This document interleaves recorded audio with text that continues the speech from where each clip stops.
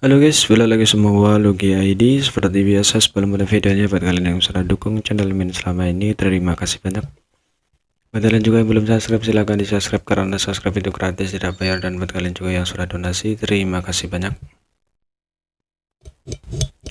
Semoga dilancarkan rezekinya, amin. Seperti biasa sebelum mulai videonya, alangkah baiknya untuk kalian like video ini, hitung uang parkir guys. Terima kasih dan selamat menonton. Kita bacain novel Martel chapter 5839. Di sini diceritakan pertempuran antara dewa spiritual raksasa menyebabkan darahnya mendidih saat yang akhirnya berhasil menekan keinginannya untuk campur tangan. Dia masih memiliki kesadaran sendiri meskipun dia telah menembus ke Orde ke-9 dan kekuatan pribadinya telah mencapai puncak. Martial Daw di depan raksasa seperti dewa spiritual raksasa itu masih belum cukup. Jika dia dengan gegabah ikut campur, dia hanya akan berakhir dalam keadaan yang menyedihkan. Terlebih lagi jika dia benar panggung untuk dia tampil seharusnya sudah disiapkan di Noretun Pass. Karena itu Yangke memutuskan untuk tidak ikut campur dalam pertempuran antara keempat dewa spiritual raksasa ini untuk saat ini.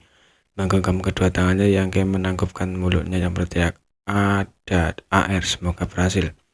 Suaranya bergema seperti auman naga menyebar ke segala arah. Ada yang sedang bertarung melawan musuh yang kuat, mau tidak mau menoleh untuk melihat ke arah suara, tapi dia lengah oleh pukulan lawannya dan terhuyung-huyung.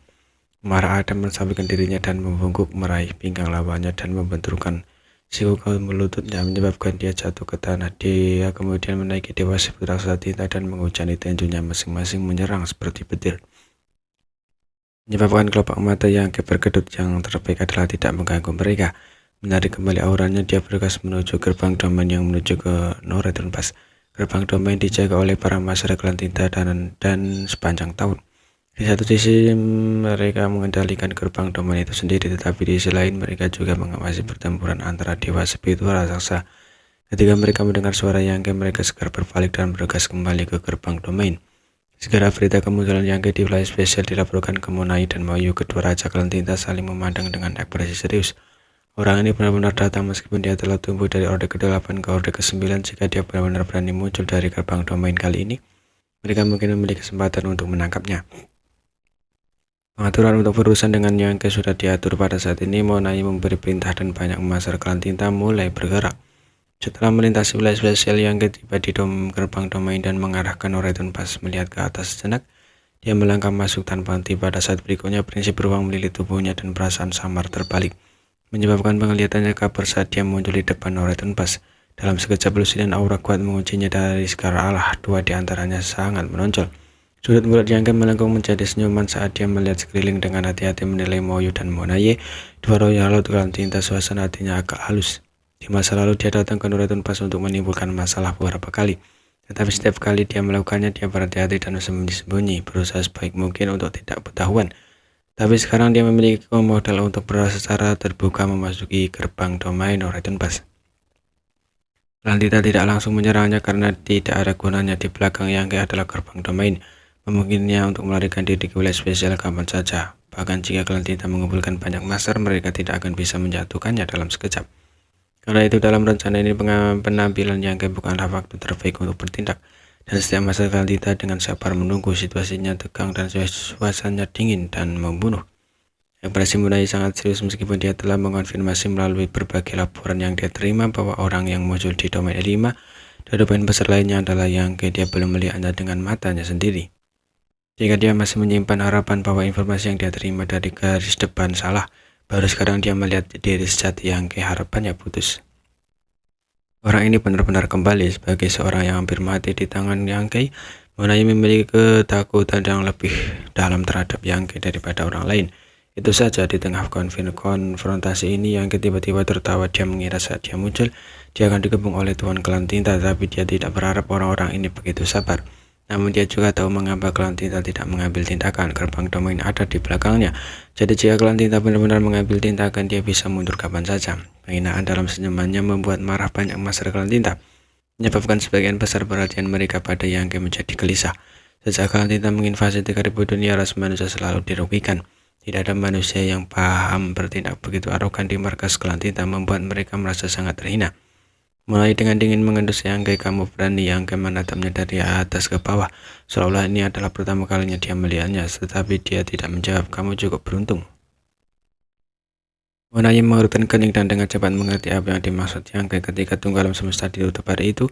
Monai hampir berpikir dia akan mati. Pada saat itu dia belum sepenuhnya pulih dari luka beratnya. Jadi jika Yang kembali bersamanya di pintu masuk pada saat itu, dia pasti bukan lawan Yang dan pasti akan dipukuli sampai mati. Bagi Yang untuk dapat berdiri di sini dalam keadaan utuh benar-benar merupakan keberuntungan. Meskipun dia tidak tahu apa yang terjadi pada Yang dan bagaimana dia baru kembali setelah bertahun-tahun. Tidak peduli apa, dia masih berhasil bertahan di bawah Yang. Keberuntunganmu juga tidak buruk, Monai menjawab dengan acuh tak acuh. Dia telah mempelajari pertumbuhan Yang dan menemukan bahwa orang ini kemungkinan besar adalah orang yang disebut dengan beruntung dari ras manusia. Dia telah berkultivasi dan memiliki banyak peluang di sepanjang jalan, jika tidak dia tidak akan bisa tumbuh di kondisinya saat ini. Yang menjadi keberuntungan juga merupakan bagian dari kekuatan. Mengatakan demikian, dia tidak lagi memperhatikan dan menoleh untuk melihat sekeliling mengejek apa semua orang telah menungguku. Sekarang aku di sini, apakah kamu tidak akan menyerang? Serang pantatmu, Monai mengutuk dalam hatinya. Jika kamu punya nyali, ambil beberapa langkah ke depan. Dalam rencana ini, mereka harus menemukan cara untuk menjauhkan Yang dari gerbang domain agar rencana itu tidak dilaksanakan dengan sempurna. Kalau tidak, selama Yang tidak ingin bertarung dengan mereka, semua usahanya akan sia-sia. Aku mengerti, Yang menambahkan. Apakah kamu takut aku akan melarikan diri? Mengatakan demikian, Yang tiba-tiba melambaikan tangannya menyebabkan prinsip beruang melonjak dan gerbang domain di belakangnya beriak. Sekarang setelah itu gerbang domain mulai mengarah seperti danau di tengah musim dingin. Dalam sekejap mata, gerbang domain yang telah terus berputar selama bertahun-tahun yang tak terhitung jumlahnya benar-benar membeku, dan permukaan gerbang domain mulai memiliki riak seperti bola es.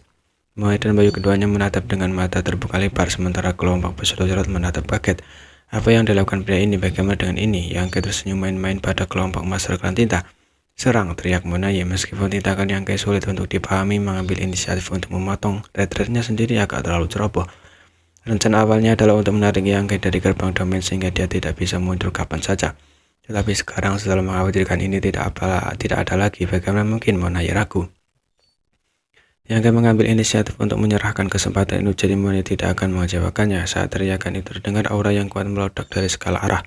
Hampir 20 sosok bergegas ke arahnya, masing-masing dari mereka adalah pesuruh laut. Namun ini tidak semua, masih ada 12 pesuruh laut, masing-masing memegang hiasan arei mereka sendiri. Saat mereka dengan cepat mengepung Yang dari luar, ingin membuat arei penguncian bumi penyegelan surga. Begitu mereka melakukannya, mereka akan dapat menutup seluruh ruang ini, membuat Yang mustahil untuk melarikan diri. Monai dan Bayu juga menyerang pada saat yang sama melawan musuh besar seperti Yang. Kedua laut tidak menunjukkan belas kasihan dan segera habis-habisan. Dalam sekejap mata, kekuatan tinta melonjak saat serangkaian teknik rahasia hitam pekat terbang menuju Yang.